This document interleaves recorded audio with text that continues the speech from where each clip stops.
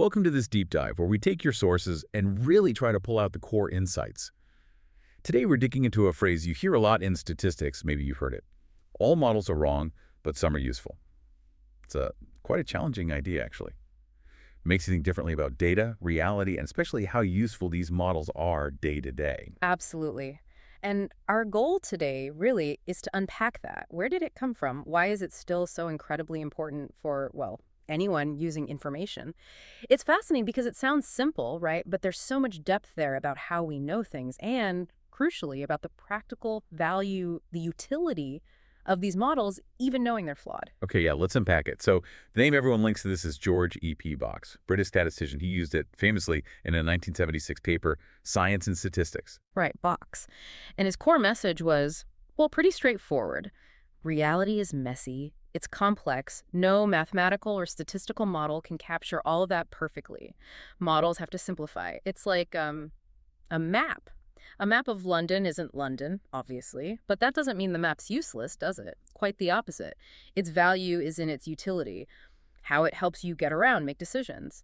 Even though it's not the real thing, not perfectly correct. That's a really powerful analogy, the map. Yeah. But I can imagine someone hearing all models are wrong and thinking, well, hang on, how can something wrong be useful? What's the danger if we forget that second part, the useful part? Oh, that's a great point, and it really gets to the heart of the matter, the biggest mistake. Probably thinking the map is the territory. People can fall in love with a model, maybe it looks elegant, or it fits past data incredibly well. They forget it's just a representation. And that leads to problems, like overfitting the model knows the past perfectly but fails with anything new. Or worse, making big real-world decisions based on flawed assumptions just because the model said so. Okay. Now, what I find really interesting here is you mentioned Box in 76, but this idea, it's actually older, isn't it? Now, looking at the sources. And back in 1933, Alfred Korzybski, he wrote something very similar. A map is not the territory it represents. Exactly, Korzybski. But if correct, it has a similar structure. Yeah. Which accounts for its usefulness. It's the same core idea. And Box himself kept stressing this point. Judge models by their utility, by what they help you do, not by some impossible standard of absolute correctness. So the idea was already there. Yeah, and others touched on it too. John von Neumann, famous mathematician, right? In 1947, he basically said truth is too complicated for anything but approximations. And even before that, you had people like Walter Schuhart in quality control talking about statistical control as an ideal, something you aim for, not a perfect state you actually achieve. Same principle, really. Approximations are key. Okay, so it has these deep historical roots, this understanding that models approximate. Fast forward to today. We're using data and models more than ever. What does this mean for us now? Well, it's definitely fueled a lot of discussion, that's for sure. People built on Box's idea. You had Peter McCullough and John Nelder in their big book on generalized linear models in '83. They pointed out modeling is creative, but no model gets to claim eternal truth. Right. But then does constantly saying all models are wrong actually help? I saw David Cox question that in '95. Yeah, Cox raised a fair point. He wondered if it was maybe a bit unhelpful sometimes. His argument was, look, models have to simplify reality to be useful. That's their job.